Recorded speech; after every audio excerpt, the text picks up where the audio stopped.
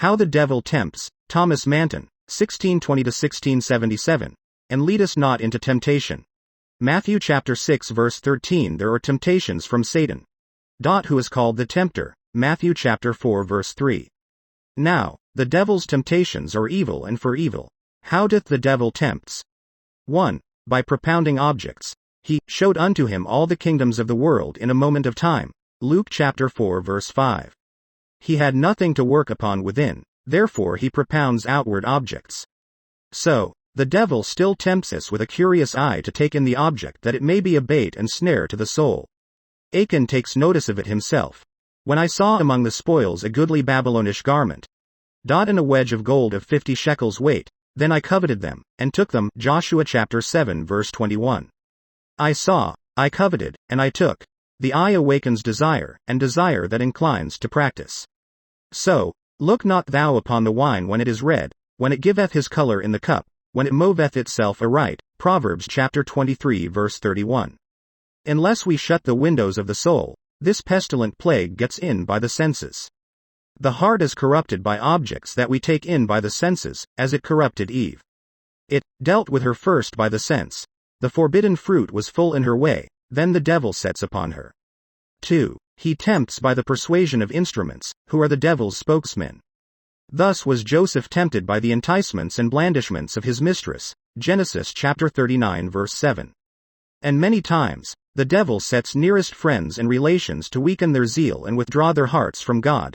Saith Christ to Peter, Get thee behind me, Satan, Matthew chapter 16 verse 23. It was Peter who said it. Yet Christ rebuked Satan, for the devil had a hand in it. He makes one of Christ's disciples his instrument. 3. He doth it by internal suggestion. And Satan stood up against Israel, and provoked David to number Israel. 1 Chronicles 21:1. That is, by internal suggestion. The devil put into the heart of Judas Iscariot, Simon's son, to betray him. John chapter 13 verse 2.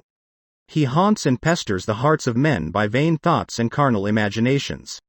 So, the god of this world is said to blind their minds. 2 Corinthians 4:4. 4. By stirring up the inclinations of our body. When he seeth men inclined to wrath and angry motions or lust, the devil joins and makes the tempest the more violent. He knows what use to make of an angry look, a wanton glance. He knows how to tempt by awakening the inclinations of our own body against us. Take some observations here. 1. In all sins Satan joineth. He is not idle but makes use of every inclination of ours. As he sees the tree leaning, he joins issue.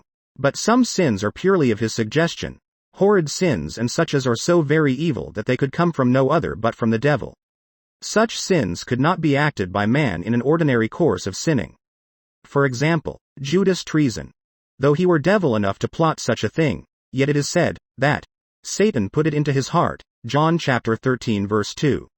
And such singular diabolical suggestions may be darted into the bosom of believers sometimes: thoughts of atheism, blasphemy, unnatural sins, self-murder, suspicion of the gospel. These things the devil throws in. Therefore, believers are warned to quench these fiery darts that the devil hurls into the souls of men. Ephesians chapter 6 verse 16. 2. Every man is haunted with special temptations: temper, sex, age, custom, calling, company, course of affairs. These things are often spoken of in Scripture. From temper. God makes use of temper. For though he plants all grace in the hearts of the regenerate, yet there are certain graces wherein they are eminent, such as Timothy for temperance and Moses for meekness. Thus, Paul speaks of the law in his members, Romans chapter 7 verse 23. The devil may find forces from the temper of the body to destroy the soul. So also, from sex as he beguiled Eve, 2 Corinthians 11:3. And from age. We read of youthful lusts, 2 Timothy 2:22. And how strong the devil is about young ones. I have written unto you, young men, because ye have overcome the wicked one. 1 John chapter 2 verse 13. They are most assaulted with pride, with youthful lusts suitable to their age. So from custom and education, I kept myself from mine iniquity. Psalms 18:23. Every man hath his iniquity, that is, such as his education and custom hath wrought upon him, which makes the sin prevail over other sins. A child of God hath a predominant sin, not over grace, for that is inconsistent with sincerity, but some master sin that prevails over the rest. According as the channel is cut, so corrupt nature runs, but some in this channel and some in that. Every man hath his special sin, and accordingly the devil plies him. Then our calling is a special temptation. The apostle speaks that a bishop should not be a novice, lest being lifted up with pride he fall into the condemnation of the devil. 1 Timothy 3-6. Pride, ostentation of gifts, and vainglory in such public service. Many other sins follow every calling. Therefore, if you would be skilled in Satan's enterprises, you must mind temper, age, calling. It is so with company. As a man's company is, his soul is insensibly tainted. As a man that walks in the sun is tanned before he is aware, so are the souls of men sullied and defiled by carnal company before they be aware.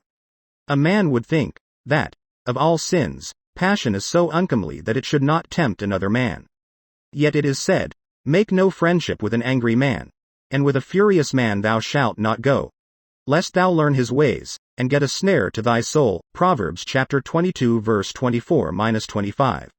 For the more accustomed to them, the less odious they seem, so, little by little, our spirits are shaped and fitted for such a sin. There are certain sins that are more special temptations. Look, as every disease hath a diet that suits with it, so is it with all sins in the soul. Satan knows what baits we will catch at. 3. The sin of the devil tempting must be distinguished from our sin in consenting. If the devil tempts, and we consent not, it is his sin. The envious man may throw weeds over the garden wall, but if we do not suffer them to root there, it is not the gardener's fault but the fault of the envious man. Likewise, the devil may fling in temptations, fiery darts, atheistic or blasphemous thoughts, yet if we throw them out with indignation and give no harbor and entertainment to them there, it is our misery, but the devil's sin. Therefore, if our hearts abhor them at the very first rising, though they be man's cross, they will be put upon Satan's account. 4. Satan, if he cannot prevail by the first temptation to draw us to sin, he will seek to prevail by a second or subsequent temptation to draw us to trouble and discomfort. If he cannot weaken grace, he may molest and disturb our comfort by flinging in a blasphemous thought, which is abhorred by a Christian. If he cannot draw you to deny God, then he will seek to cloud things, so that you may suspect your own estate. Thus our way is made wearisome to us. Look, as a candle that sticks to a stone wall cannot burn the wall, yet it smudgeth and defileth it, so, the children of God, when the devil seeks to make their temptations stick, though he doth not burn their hearts with these fiery darts of blasphemy and atheism, they catch not there, yet they weaken our comfort. Then his second temptation is to bring us to doubt God's love, to doubt our own faith, and to draw us to impatience and murmuring at God's hand. Therefore, it should be our care not only to withstand the devil's first temptation but also his second. 5. Certainly, they cannot stand long that seem to give up themselves to Satan's snares. How may this be done? Any carnal affection unmortified layeth us open to the devil. They that will be rich fall into temptation and a snare, and into many foolish and hurtful lusts, which drown men in destruction and perdition. 1 Timothy 6-9. If a man cherishes his worldliness and does not mortify it, he lieth ready to be seized upon as a ready prey for Satan. Judas had the bag and lay open to the devil, his worldliness increased upon him, so the devil entereth into him. Again, when we ride into the devil's quarters and will parley with temptation, when we freely open the windows of the senses unto alluring objects and can dally with the snare and play about the temptation, then we do but tempt God to leave us and tempt the devil to surprise us. Therefore, be sober, be vigilant, because your adversary the devil, as a roaring lion, walketh about, seeking whom he may devour. 1 Peter chapter 5 verse 8. Be sober. What is sobriety? A holy moderation in the use of worldly things. Be sure not to leave any carnal affection unmortified. And then, be watchful. Take heed not to play about the temptation, nor put yourselves upon occasions of sin, for then we lie open to the devil and give him an advantage against us. Thus, much for the second sort of temptations such as come from Satan.